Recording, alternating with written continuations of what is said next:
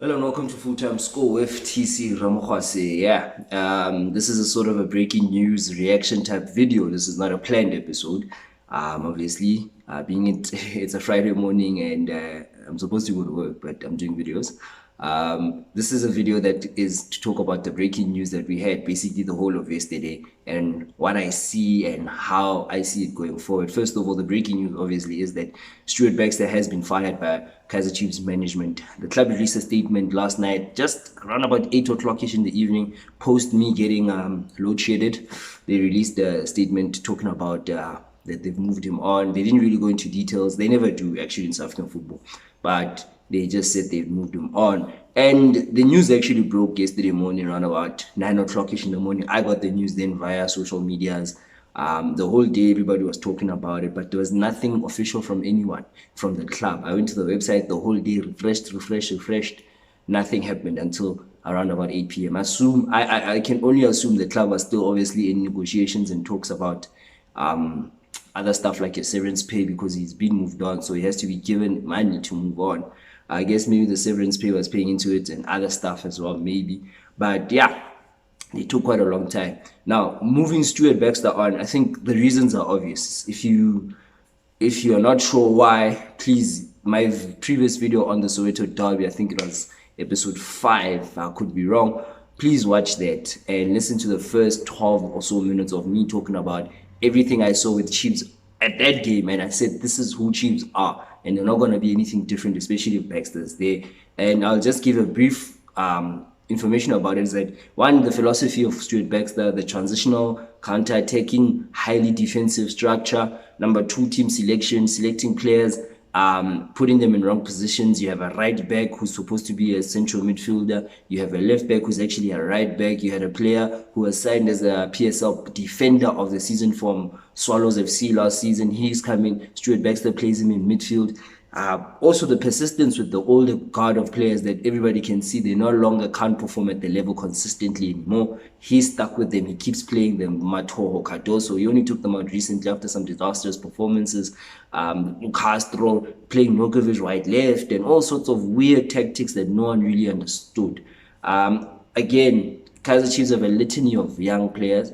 But for whatever reason, Stuart Baxter didn't believe in those young players, so he never backed them. That's also one of the many frustrations that Kaizer Chiefs fans have had with this coach, and that's why they're happy he left, because he didn't play the young players, and the style of football he was playing wasn't suited to them. He didn't trust the young players, and Kaizer Chiefs have a talented core of young players at the very same moment. So he had to be moved on, and Chiefs fans are very happy about it. I don't want to celebrate it. I'm just analyzing what I saw, and I believe those are the reasons why he's got moved on. I assume other stuff as well, maybe at Naturena, maybe other stuff as well. One thing I'll add is that there was a level of arrogance that really got to me from Mr. Baxter that I never understood.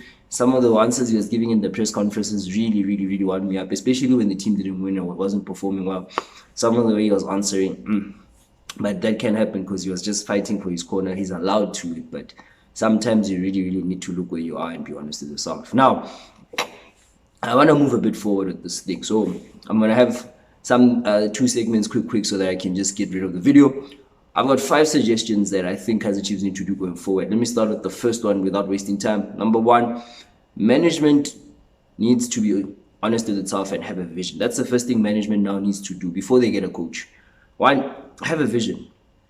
Why does the management of Kaizer Chiefs see the club in 5 years or 5 seasons or 10 years or 10 seasons? That's the first thing, because once they have a vision of saying, okay, we want to be a club that wins CAF Champions League, that means the club needs to finish in the top 2 every season or so. And once that happens, they need to give whoever is going to coach the resources, give him the money, give him the support with players, which they have not done, so that he can get the players and they can start winning. Have a vision. Kaizer Chiefs management have been playing finder for years with no vision. Now they need to have a vision now because they are falling behind Mamelodi Sundowns. A lot of people are saying Sundowns is going to win the league for the next 10 seasons. It's hard to argue against that, because you've seen that clubs like Kaizer Chiefs, Orlando Pirates don't have any form of direction, any kind of direction. That's the first thing I think Kaizer Chiefs management need to do. Get a vision and get a coach who's going to suit that vision. Tell your coach that, listen, we're going to give you 4 or 5 seasons. We need to win CAF Champions League and win league titles in that period. Number 2, I would then get rid of coaches not coaches, but rather players like Kune, Eric Mator, Hamahlwe Mphahlele, Daniel Cardoso, Anthony Agai. Sorry for this one, Alexandra Cole, or Cole Alexandra, sorry about that. Bernard Parker, Leonardo Castro, Samir Nokovic. I would move those guys on. Those dudes are old. They're not giving the club anything. They're not going to move the club forward. You'd keep guys like Billiard and Dolly and Manyama, because once you move on those really old players, you need a few senior players like a Dolly, like a Billiard, like a Manyama. Just keep them around. But the other guys, I think Chiefs need to be brave enough and move them on and play the young players, because as long as those older players are there, you're not going to. Any coach will always be tempted to play Kune. Every coach will always want to play Parker because he's professional or whatever they like to use. Move those players on and say to the new coach, we're changing everything. Those players have been there. Most of them have been there for over 5 seasons, and they've struggled now. They won when Baxter was there the first time. Most of them, they were there. Mator was there. Cardoso was there. Kune was there. Thing was there, Parker was there, Mphahlele came just a bit late. They've been there for a long time. The club hasn't succeeded either with them. Time to move them on. And this is not to be cruel. Just move them on and stay and take what you have in terms of the younger players and go buy other players. Go buy a striker. Go buy creative midfielders. Go buy defenders again. Restart the team with a new coach. Allow the new coach to impart his vision and his philosophy. Number 3. Recruitment and transfer policy. First and foremost, get a better recruitment and scout. Whoever scouting players for Chiefs, for me, has really struggled. Last season, I think he scouted well. They scouted well as a management. The players that they bought, I think they were very good players. They bought the likes of Njabulo Ngobo, Tobani Dube, Sfiso Hlanti, Nange. I think they did okay with some. Last year, I think they did okay. But I think if you want to challenge, depending on the vision of the club, if you want to be a top 8 club, those players are great. But if you want to be a top 2 club, meaning winning the league titles and qualifying for CAF Champions League season in, season out, you need better football players than that. So whoever scouting for Chiefs need to really, really be good, but he must be able to work with the coach. The coach needs to have a say in who gets signed by the club. This thing of the club or management will sign players and then the coach will come coach them. This is how you end up with Njabulo Ngobo being on the bench and the coach saying, I don't know this guy, I've never seen him play. Baxter said that. Management needs to make sure whoever's a scout, the chief scout, the chief recruiter for Kaizer Chiefs, him and the coach are in sync. They're speaking with one voice in terms of getting players, in terms of scouting and recruiting the right type of players that are going to fit the system and make Chiefs good or great again. The thing is, I want to add on this third point would then be Kaizer Chiefs definitely need to change how they transfer. You can't have a big club like Chiefs being banned for transfers because they didn't follow proper procedure. I don't care who says what. The club was found guilty by FIFA, they got banned. The club recently also, apparently, according to the Amazulu owners, that they didn't do the deal well when they wanted Sitebe from Amazulu. That stuff needs to stop. The club needs to go and negotiate. Chiefs don't have money problems. They can buy any player at any amount they want. They just refuse to do it. And that's a problem.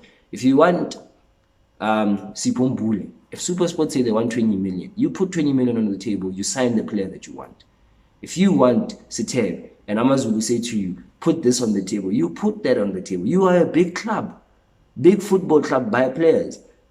It's very annoying for Chiefs fans to watch Sundowns who don't waste time. If Sundowns are never linked to any player. You hear they're linked today, tomorrow, that player is signed.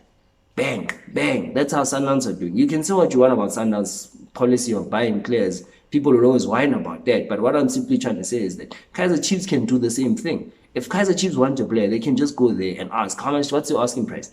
Bang, bang. They've got the money. Change that, fix that. You're not going to challenge Sundowns and any other team, honestly, if you don't want to spend money. They need to change that. Support your coach by buying players. Number 4, for me, get a coach who suits your vision. Get a coach who understands South African football. Get a coach who understands the culture of Kaizer Chiefs. Get a coach who understands how South African players think. Get a coach who knows the system. If not, if you're going to get someone from Europe, make sure whoever his number 2 and number 3 are have a strong influence on proceedings, because they need to be very much involved, especially if it's a foreign coach who doesn't know anything about South African football. You need to make sure that whoever you get is a coach who understands football. But also, Give him time. Give him a plan to say, coach, we're going to give you 3 seasons to build a team. Build this team. No one is going to catch this current Mamelodi Sundowns team in 1 season. You're not going to go to a transfer window, buy 12 players and play them and you're going to challenge Sundowns automatically or immediately. It's not going to happen like that. That's not realistic. Sundowns have built a strong team that could go on and win another 2-3 more seasons. So what do you need to do as Chiefs? In order to counter-attack that, you have to also have your own vision and start spending money on your own players, but also have the right type of coach for that vision of yours. And give him time. Tell him, coach, first season build. Second season, let's win a few trophies. Third season, we want to be back challenging Sundowns. Because it's not going to happen. There's no shortcuts. They've tried to take shortcuts all these years. That's why they've ended up with 4 coaches in 4 seasons, because they take shortcuts. And when a shortcut doesn't work, they panic and then they pull the trigger on coaches. They went for Solinia's shortcut, didn't work. They went for Middendorp, it didn't work. He came second. They've just fired him for coming second, by the way. They took Hunt. Hunt didn't have a good playing team. Struggled, didn't have a transfer, couldn't get the players he wanted. Ryu was trying to slowly but surely move on the old players. They panicked again because they saw that they're not gonna do well. They pulled the trigger. Again, watching Stuart Baxter, ill-advised, shortcut, tried to win quick, didn't work. They pulled the trigger. Now get a coach and stick with him. Be patient. Number 5, work with the fans. Now, there's become a toxic relationship between Kaizer Chiefs fans and Kaizer Chiefs management. Unfortunately, last year there were protests. Kaizer Chiefs fans on Saturday obviously went after the coach in terms of they wanted him to go, all of that. Fix the relationship with the fans. I know it's an automatic thing. When the club starts winning, the fans will be happy. But equally, I think Chiefs management now need to go a long way in communicating better with their fans, number 1. Number 2, hearing out their fans. I'm not saying take all the suggestions the fans are saying, but make an effort to show your fans you appreciate them. You've got the biggest fan base, the most loyal fan base in probably the whole of Southern Africa. And the club, for me, doesn't do enough with that relationship. It's one of the key important parts, that everything is important. I've just mentioned 5 things, from management to players, recruitment of players, to getting a new coach, backing young players, and now fans. It's very important, extremely important. All right, just to wrap up the video, I've got 3 names that I think I want to submit onto my own video that I think Kaizer Chiefs should go for. Obviously, let's start with the first one. It's a pretty obvious one. It's Coach Arthur Zwane right there. He showed what he can do last season when it was time for him to go into the CAF Champions League. He showed the management, he showed the players. He's a coach who's he's a former player of Kaizer Chiefs, understands the culture of Kaizer Chiefs, understands the thinking of the Kaizer Chiefs players, Kaizer Chiefs fans, Kaizer Chiefs management. And the style of play Kaizer Chiefs were playing under him was quite nice. They were playing a decent type of football. He seemed tactically, had a lot of fluidity, and I think he's the right man for the job personally. I think he can take Kaizer Chiefs to that very next level that they want to go, but obviously he needs time. He's a rookie coach. There's going to be a lot of, if he's given the job permanently, for example, next season, there's going to be a lot of learning, and Kaizer Chiefs fans and management must be ready for that. That if they give Zwane the job, he's going to have to learn on the job. It's going to be a lot of results that they feel like, what happened there? But he's learning, and they need to give him time. If they're going to back him, they're going to have to give him a season or 2 to find his feet. But equally, they're going to have to give him players, get him to allow him to sign quality football players in order for him to get those results. I would back him. I think he's shown that he's good enough. It's time to back a young coach, but also give him time. Someone mentioned that maybe you could give him 10 to 20 years like you did with Ferguson. He's equipped for that. He's equipped for that. Another name that I want to mention, my second name, is obviously Benedict McCarthy, in my opinion, the greatest South African football player of all time. I grew up in the era where he was. I think we've seen him at Amazulu. We saw him at Cape Town City FC. I like Benny, big fan of Benny. I don't know if his attitude will be suited to what Chiefs want, because Benny's a very demanding coach, very demanding individual. He's a winner, he's in your face and all that. It seems Kaizer Chiefs prefer a more relaxed individual, but he's a good coach on merit, tactically very smart, doesn't play attacking football, but he's very smart tactically. He knows how to plan for opponents, he knows how to study opponents, he knows how to prepare a team. I think he would do quite well, and he knows how to bring the best out of players. I think with the Benny McCarthy around Kaizer Chiefs, there will be an element of hard work around him. I think so anyway. You'll see more hard work around, you'll see more professionalism, you'll see more grit. You'll see a bit of a different Chiefs side, and I think that's a Chiefs side that could actually make a lot of noise going forward. So I think Benny McCarthy is another coach that I would throw in if they're too scared to go for Arthur Zwane, because maybe Arthur Zwane he's too inexperienced and he's too young. They're probably worried about the pressure. But I think for me, Benny McCarthy would be the next best option if you're looking at it from a local perspective as well. I like Benny. I think he's just been slightly unlucky with the drops that he's had, his relationships with coaches. Obviously, he himself, much like Zwane, he's been learning a lot of things as he's moved on. He's achieved good things with Amazulu last season, of course. This season, things didn't go well, hence he got fired. I think it was a premature fire. I don't understand that. But if Kaizer Chiefs want a coach with certain pedigree, a former player with a high level of pedigree, and he can work with Arthur Zwane, unlike what Baxter was doing to Zwane when he put them down there, he can work with Zwane and Shepherd. He can build something. I believe Benny McCarthy would be the next best thing. Now, number 3, I'm going away a bit because I'm going with what we've seen. Kaizer Chiefs love a European coach, and in the past they've been linked with this individual whose name I'm about to mention. And this is an individual with a serious reputation on African football. He's won the CAF Champions League with TP Mazembe.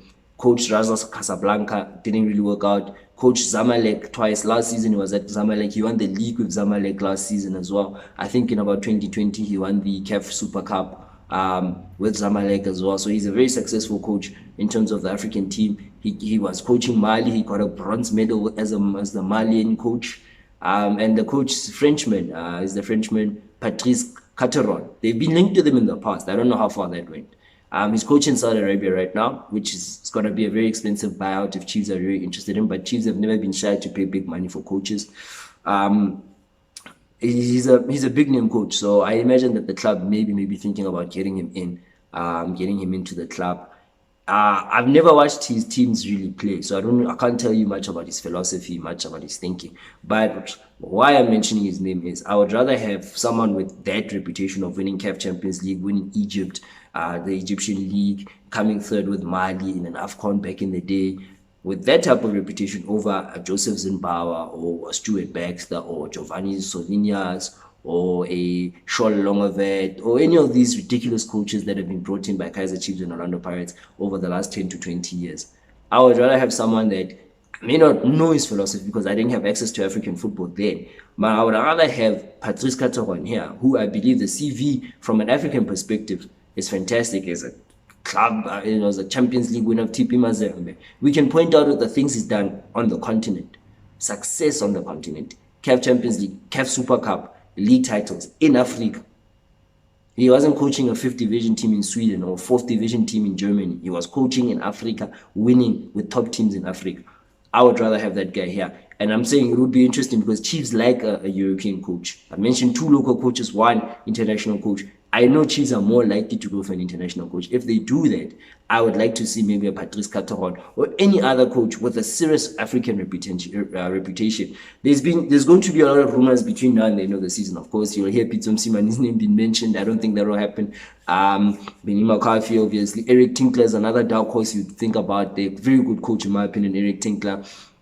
Other people are talking about Dan Malisela. A lot of Chiefs and Pirates fans like Malisela. They like the football style. They like his mentality. He's going to be mentioned as well. He's another one. You'd put him in the dark horses category as well. But most probably Kaizer Chiefs are either going to go for Arthur Zwane or they're going to go for a European coach. Maybe someone we don't know. I hope they go for someone, whoever it is, even if it's not Patrice Cateron, but I hope they go for someone with a serious football reputation, someone who knows South African football and someone who's a winner wherever they are based currently. Otherwise, enjoy the weekend. I'll be back Monday with the next episode of Full Time Score. It's your boy, Taban Ramokwas.